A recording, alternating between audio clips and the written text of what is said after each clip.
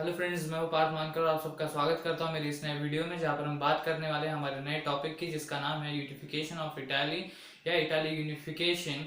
और इस टॉपिक में हम देखेंगे कि ज्योग्राफिकल एरिया किस तरह से बटा हुआ था, फिर कौन कौन सी मेन पर्सनालिटीज थी एंड गिसिबी मैज़नी का क्या रोल था।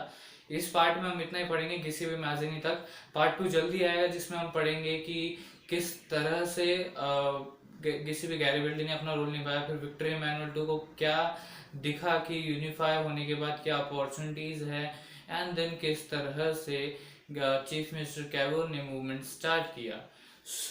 इस वीडियो में हम इतना ही देखने वाले गिसिबी मैज़नी तक कि उनका रोल क्या था। सीधा बोर्ड की तरफ बढ़ते हैं।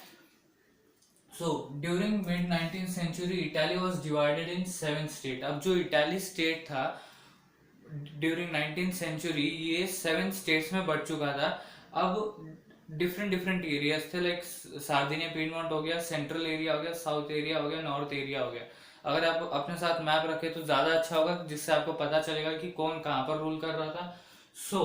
जो सार्डिनिया पीडमोंट था, it was under the control of Italian princely states, which was under the control of King Victor Emmanuel II.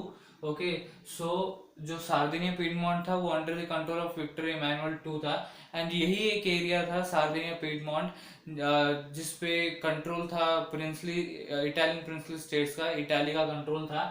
And जो नॉर्थ एरिया था वो ऑस्ट्रियन हैब्सबर्ग के कंट्रोल में था, right. North area Austrian Habsburg के control में था। जो सेंट्रल एरिया था, राइट, जो सेंट्रल एरिया था इटाली का, वो पोप्स के अंडर था। एंड इसलिए जब से वो कंट्रोल में आए, पोप्स के अंडर आया ये स्टेट, तब से हम उसे, जो सेंट्रल एरिया था उसके जो स्टेट्स थे, उनसे पैपल स्टेट्स बोलने लगे। क्या बोलने लगे? PayPal states. जो भी सेंट्रल एरिया का स्टेट्स थे उसे पैपल स्टेट्स बोलने लगे। एंड जो साउथ एरिया था इटाली का, अगर आप मैप में देखो, जो साउथ एरिया था वो था bourbon king of Spain. It was under the control of bourbon king of Spain. इस तरह से हर एरिया में कोई ना कोई तो रूल कर रहा था। एंड सिर्फ एक सार्डिनिया पीडमोंटी था जिसके ऊपर इटाली का कंट्रोल था, and rest of the Italy, उसके ऊपर इटालियन किंग का कंट्रोल नहीं था। देखते ही इस जो यूनिफिकेशन प्रोसेस था, इसमें कौन कौन सी इंपॉर्टेंट पर्सनालिटीज थी जिन्होंने अपना रोल प्ले किया। गिसिबी मैज़नी सबसे पहले आते हैं, जिनके बारे में हम इस वीडियो में देखने वाले हैं।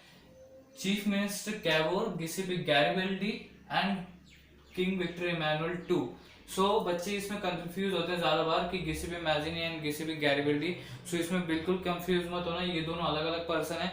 गिसिबी मैज़नी, इन्होंने, इनका सेपरेटली बहुत सारा वीडियो में बताया गया था कि किस तरह से उन्होंने एज ए रेवोल्यूशनरी अपना रोल प्ले किया, then young Italy, young Europe find किया, वो सब कुछ, right. Giuseppe and Mazzini and Giuseppe Garibaldi, ये दोनों अलग अलग पर्सनालिटीज हैं। एंड चीफ मिनिस्टर कैवोर, इन्होंने स्टार्ट किया था movement. And king Victor Emmanuel two, जिनको लगा बाद में, मींस जब ये फेलियर हुआ गिसिबी मैज़नी का to put together unify the Italy regions, तो उसके बाद विक्टर इमैनुअल टू को लगा कि वो यूनिफाई कर सकते हैं इटाली के रीजन्स को, और उन्हें उसमें कुछ तो प्रॉफिट दिख रहा था कि इकोनॉमिक डेवलपमेंट हो सकता है, जिसके हम बात करने वाली है अगले पार्ट में। इस पार्ट में हम सिर्फ गिसिबी मैज़नी की तरफ जाएंगे। सबसे पहले गिसिबी मैज़नी का देख लेते क्या है। During 1830s, Giuseppe Mazzini tried to put together coherent programs for unitary Italian republic. अब जो यूनिटरी इटालियन पब्लिक था, मीन्स क्या, इटाली का जो रिपब्लिक था, मीन्स इटाली का जो पब्लिक था उसे यूनाइट करना था, राइट। मीन्स पूरे इटाली को यूनिफाई करना था। उसके लिए उन्होंने कोहेरेंट प्रोग्राम्स, ही पुट टुगेदर कोहेरेंट प्रोग्राम्स। अब कोहेरेंट प्रोग्राम्स का हिंदी में क्या अर्थ होता है? स्पष्ट बोलते हैं इसको, कोहेरेंट को। एंड क्लियर बोलते हैं एक और भाषा में, मीन्स इंग्लिश में एक और वर्ड है कोहेरेंट के लिए, जो क्लियर बोलते हैं, clear programmes. He put together coherent programs for unitary Italian Republic to unify the Italy regions, and he also formed Young Italy. He put Young Italy into the work to dissemination of his goals. Dissemination का मतलब क्या है? हिंदी में इसका मतलब होता है प्रसार, एंड इसको इंग्लिश में और एक वर्ड है, that is spread. So to spread his goals, he put the work of this to spreading the goals on the young Italy.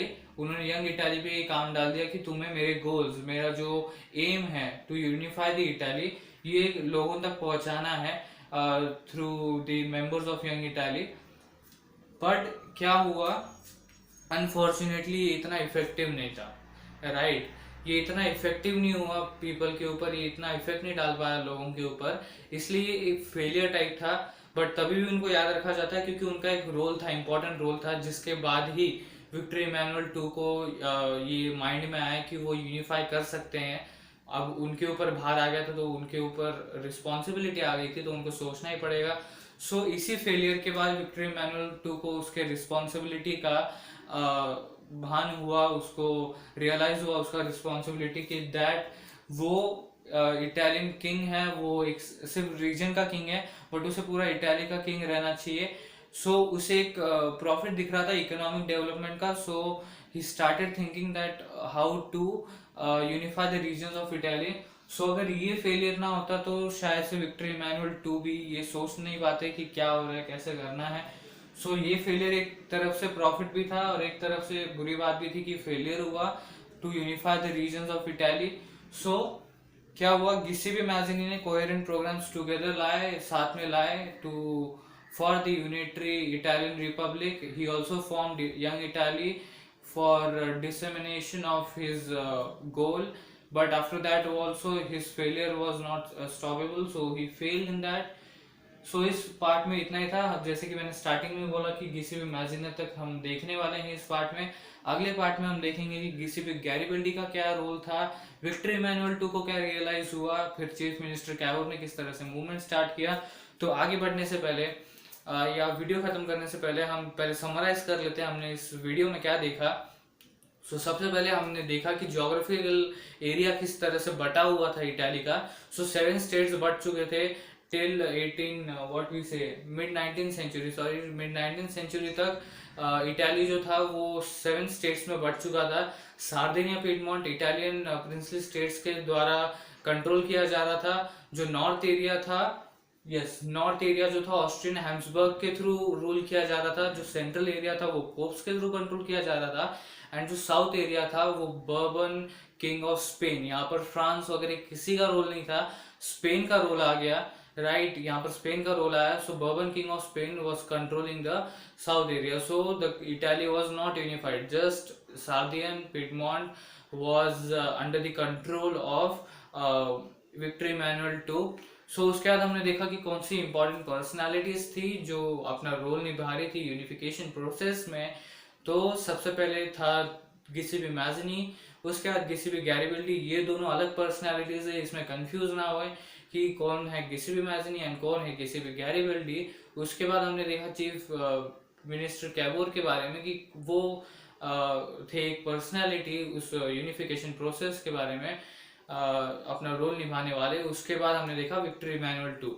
उसके बाद हमने थोड़ा सा डिटेल में जाना कि गिसेपे मैज़िनी का क्या रोल था. उन्होंने कोहेरेंट प्रोग्राम्स एक साथ लाए for the unitary Italian Republic, for unifying the Italy, but it was the great failure for him क्योंकि वो इतना effective नहीं रहा. And it was a positive side also कि because of failure Victor Emmanuel two के ऊपर वो भार आया unifying the region of Italy on उनके वजह से, उसके वजह से उनको सोचना पड़ा कि किस तरह से कर सकते हैं. और उसके बाद उनको प्रॉफिट भी दिखा कि इकोनॉमिक डेवलपमेंट भी हो सकता है अगर यूनिफाई हो गया. सो इस तरह से पार्ट 1 में हमने ये सब कुछ देखा. पार्ट 2 में हम क्या देखने वाले उसका छोटा सा हिंट दे दूं. दैट इज हम देखने वाले हैं कि गिसेपे गैरिबल्डी का क्या रोल था, किस तरह से उन्होंने सार्डिनिया पिडमॉन्ट को सपोर्ट लिया, लोकल पीपल का सपोर्ट लिया. फिर जो स्पेनिश किंग थे या स्पेनिश लोग थे उन्हें ड्रोन आउट करने में किस तरह से उन्होंने रोल प्ले किया. फिर किस तरह से चीफ मिनिस्टर कैवोर ने अपना क्या बोलते हैं मूवमेंट स्टार्ट किया एंड देन यूनिफाई कैसे हुआ इटाली. सो पार्ट 2 में हम ये सब देखने वाले हैं कि किस तरह से इटाली यूनिफाई हुआ.